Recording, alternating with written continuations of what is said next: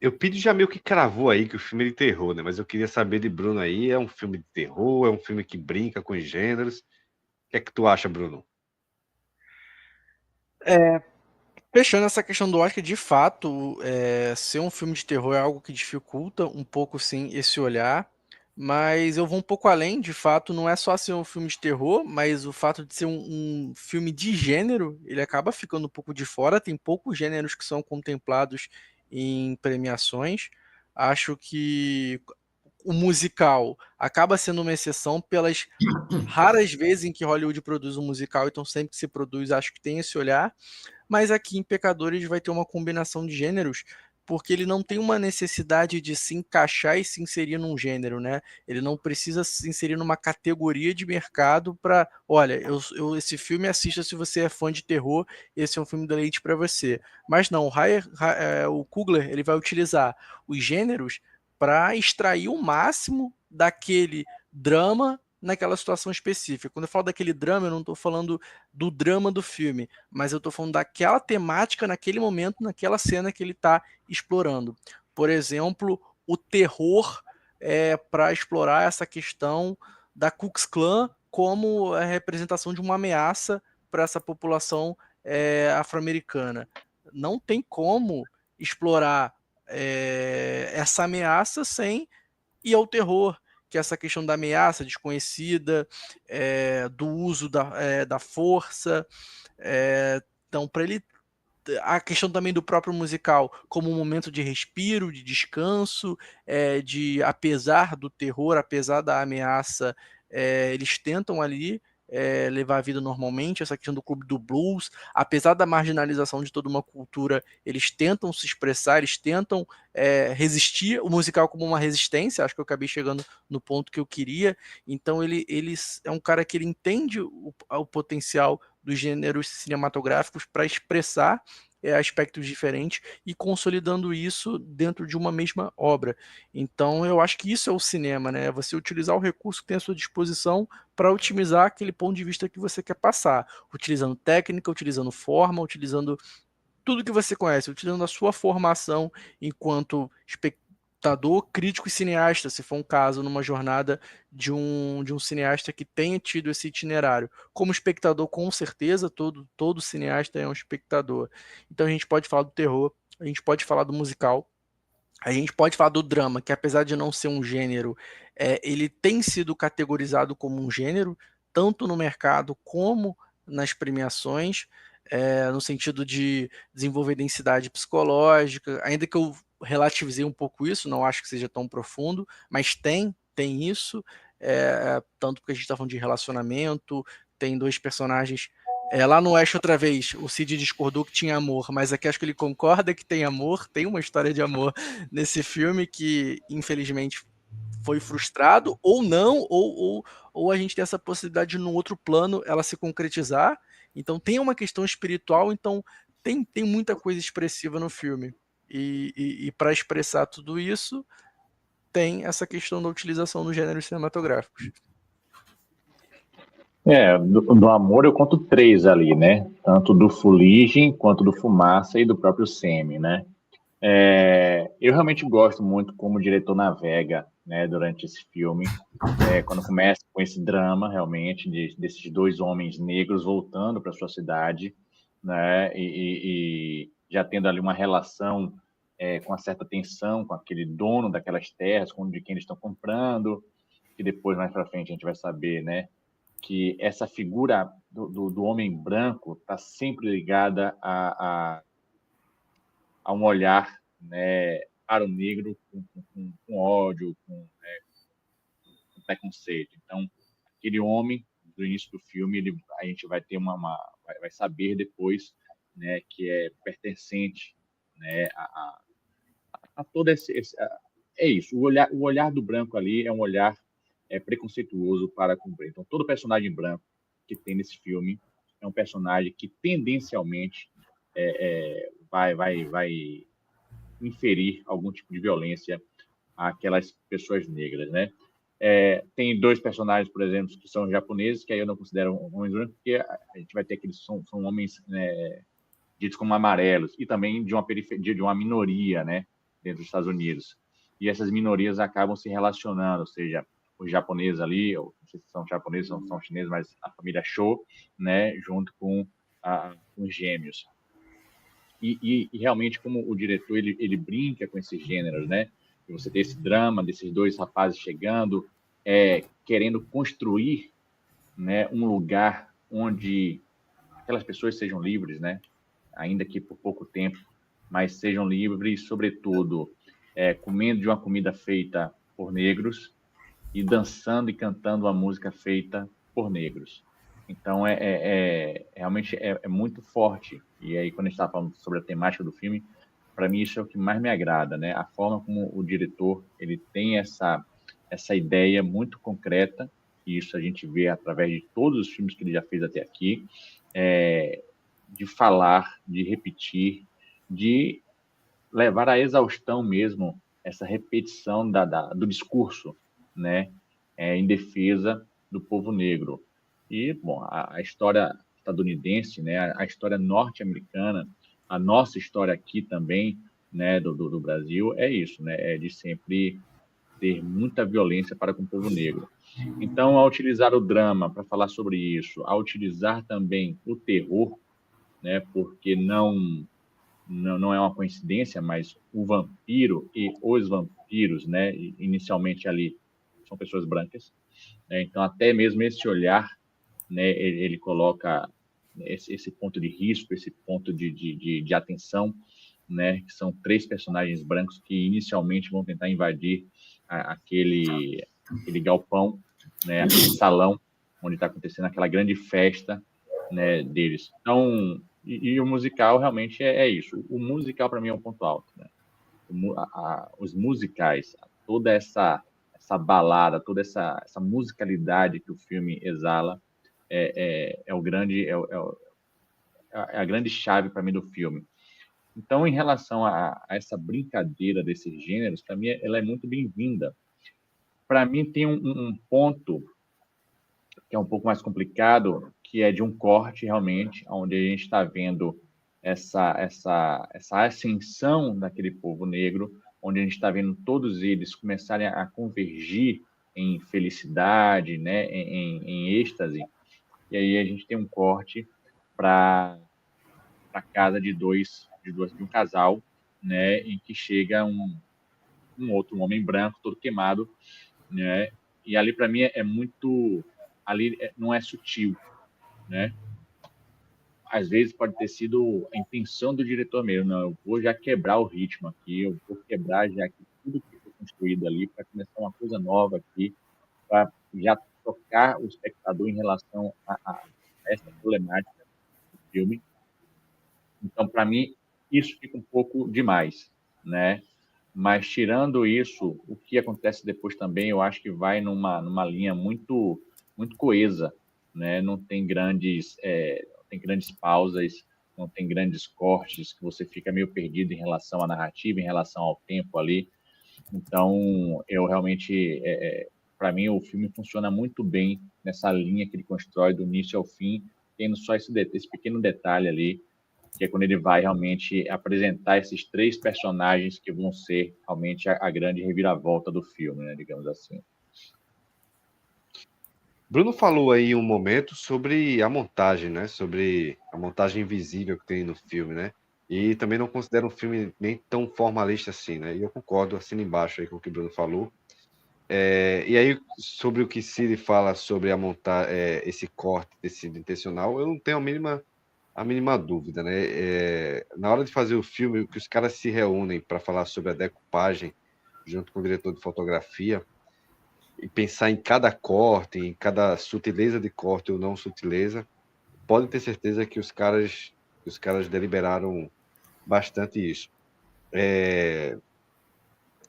Bruno falou que a montagem é visível e produz sentido. Eu falo da montagem visível no sentido de um cinema clássico, entendeu, Bruno? De ser uma montagem que de ser, eu não diria nem a montagem só, mas o filme, o ritmo que o filme segue, a forma como o filme segue, ela ainda é uma forma mais clássica dessa montagem invisível, mais essa montagem mais transparente, embora essa montagem que você fala que é invisível, eu considero ela ser uma montagem, que é justamente o que eu ia falar, né? Uma coisa mais estilística do diretor, né? Ele trazendo o seu estilo, ele trazendo algum estilo para, muitas vezes, criar significado dentro do filme. Eu gostei muito dessa fala tua quando fala do vampiro, né? O vampiro, assim que o vampiro, assim que a menina conversa com um dos vampiros, que a gente ainda não sabe que é vampiro, a gente sabe que é vampiro, mas a gente não sabe que ele voa, né? E aí ele voa e aí corta e a gente não sabe o que é que ele fez, se ele atacou a mulher, se não atacou. Cria esse suspense e eu vejo o filme não só nisso, também eu concordo que cria esse suspense, mas não só isso. O filme ele tá aos poucos saindo do drama realista que ele vai construindo desde o início e que já desde o início ele dá pistas de que não vai ser tão realista assim.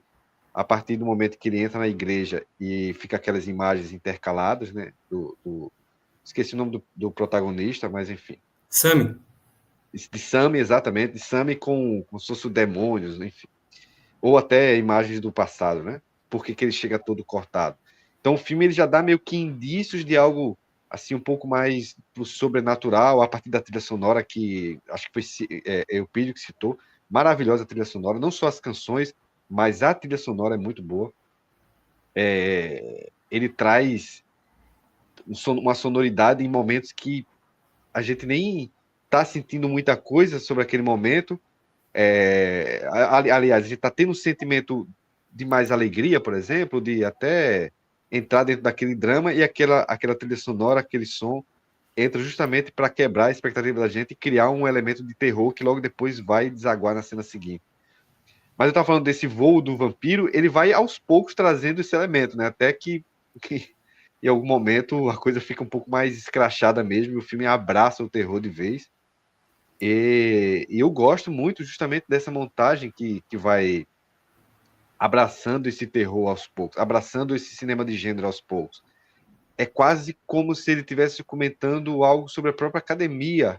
Eu não vou nem dizer academia, né? Eu acho que eles nem estão olhando muito para a academia, mas olhando para a crítica mesmo, assim, tradicional, que é como se para esse gênero fosse ser validado, ele precisasse fazer uma transição muito sutil. O filme ele começa com um filme meio que Oscar bait, né? Um filme que se passa nos Estados Unidos não é nem de segregação, é escravista mesmo, né? Até o momento em que o drama está sendo construído, etc. E depois ele abraça o gênero do terror de uma vez. É como se ele estivesse dando esse recado para esses críticos tradicionalistas de que, para construir um terror, vocês gostam muito de drama, né? Eu vou fazer um drama aqui, mas depois eu vou abraçar o terror, tá? Então engulam aqui esse drama, mas vai com casca do terror e tudo, né? Então é isso que eu gosto muito do filme também, além do que, e eu assino embaixo o que se fala, da representatividade e de sua temática, que é, na minha opinião, bem pessimista, né? E triste, assim. Mas é muito forte, muito potente. Esse filme tem uma questão interessante, porque é um filme que, no fundo, ele fala de resistência e resiliência, né? Você tem elementos ali de uma apropriação cultural, não é à toa que os personagens são vampiros, né? Porque os vampiros, eles tendem a consumir o sangue e dá para entender que o Remick e seu casal acompanhante, vamos dizer assim, né? Além do sangue, eles querem sorver aquela cultura, né? O que atrai o Remick para a boate lá, para o bar, né?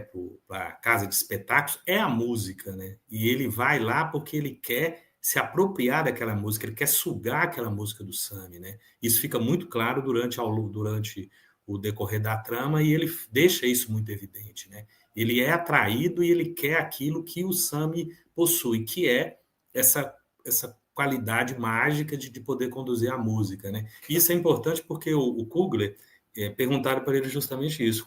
O que levou ele a fazer esse filme, né? E ele falou que são dois motivos. Uma questão pessoal, ele está, de certa forma, relembrando o seu passado no Mississippi. Ele lembra de um tio dele que foi um compositor, um cantor, uma figura que lembra muito o Sammy, que está representada no Sammy, mas não só o Sammy, mas também o cantor mais velho, né, o Delta Slim, que é o grande Delroy Lindo, né, dos filmes do Spike Lee que interpreta. Então ele faz, de certa forma, um mergulho no seu passado, um encontro com os seus ancestrais, com a sua família, com aquele lugar de onde ele veio. E um outro elemento esse é um filme que foi feito para ser visto no cinema. É um filme que foi pensado numa sala de projeção de alta qualidade, um filme que foi filmado para IMAX, né? Ele não foi aquele filme que foi filmado e depois foi transposto para IMAX, né? Ele é um filme que foi planejado e filmado para IMAX, inclusive com aquelas famosas câmeras que o nosso amigo Christopher Nolan tanto gosta, né? E um último detalhe, o compositor da trilha sonora é sueco, é o Ludwig Göransson. O Ludwig Göransson é o cara que fez a trilha sonora do Oppenheimer, a trilha sonora do Tenet, está fazendo a trilha sonora do Odisseia, que é o próximo filme do Nolan, e fez a trilha sonora dos dois Panteras Negras e também de Pecadores, ou seja, é um compositor sueco que encontrou, de certa forma, um lugar dentro da indústria cinematográfica dos Estados Unidos, trabalhando com dois diretores que estão assim muito hypados, né? Inclusive, eu olhei aqui agora, ele fez a trilha sonora do Fruit Valley Station. Então, quer dizer, é aquela coisa, não é só a parceria com o Michael B. Jordan, né? É a parceria com o compositor, é a parceria com o diretor de fotografia, a parceria com o responsável pela direção de arte, pela cenografia. Então, isso daí já vai reforçando a qualidade da obra que o Coogler está querendo apresentar para o público, né? E ele é muito eficiente em orquestrar, né? Em ser um maestro desse conjunto, né? Ele é um verdadeiro regente, como os italianos gostam de falar, né? Na Itália não é director, é regia, né? Regente que é o diretor. Então, eu acho que isso também fica muito claro com essa obra, né? Só uma coisinha sobre a trilha sonora aqui, né? Você citou que ele fez vários filmes aí famosos, né? Eu esqueci o nome dele, porque, né, gente, para decorar nome de sueco é difícil. Ludwig. Mas se você for olhar o filme Oppenheimer, por exemplo, a trilha sonora não tem nada a ver. Você pode até olhar as notas, tecnicamente, elas podem ter até uma sintonia, né? Mas na questão artística da criação, de ambientação, eu acho que passa muito pela linha criativa do próprio Ryan Coogler, né? É importante, porque tecnicamente é maravilhoso e você pode ver semelhanças. Mas artisticamente, de que tipo de que tipo de tom de atmosfera a gente vai criar com essa música nessa cena? Eu acho que isso é que é o grande barato da trilha sonora desse filme. Não é nem se é bem tocado, se tecnicamente é bonito ou não, mas se faz sentido com o que o diretor está querendo passar dentro do filme, né? Então acho que é até bom pontuar isso aí. Pode falar, Bruno, então. Bruno falou aqui que o problema é de Nolan, né, Bruno? Mas não, deixa isso quieto. Não, essa questão da trilha é muito interessante, né? Porque a trilha sonora é literalmente todo o som que tem no filme do início ao final. Mas a partir daí a gente vai identificar alguns elementos. Vão ter os leitmotivos sonoros associados a um personagem, vão ter as músicas, aquelas composições que se expressam como música dentro do filme. E aqui tem os dois trabalhos muito bem feitos, né? Dessa trilha sonora que seria essa original score, que é os efeitos, o som, o tom que vai dar a atmosfera, como o Hugo falou, mas também o uso muito interessante da música, que vai se traduzir principalmente em que tipo de música esses personagens estão tocando, que é o blues, que está totalmente ali associado a eu ia falar periferia, mas acho que nem se aplica. Eu acho que é questão mais da cultura afro-americana mesmo. E como que os vampiros, eles tocam um outro estilo ali. Tem o country também, que de fato é uma música periférica, mas ainda é uma música periférica branca, inclusive é comum muito ali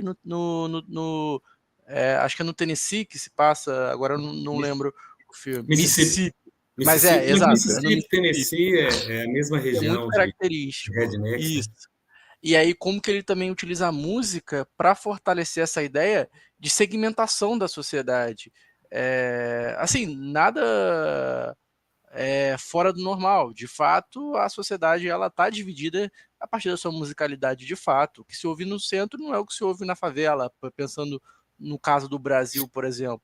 Então, acho que a gente tem trabalho de trilha nesses dois sentidos, de uma composição ali, uma score, de você manipular sentidos, ter um impacto muito forte, mas também um uso inteligente da música para reforçar essa mensagem. Tanto lá atrás, como eu falei, as cenas musicais como uma questão de resistência, mas também trabalhar com gêneros musicais diferentes para sinalizar essa segmentação cultural e até racial dentro do filme.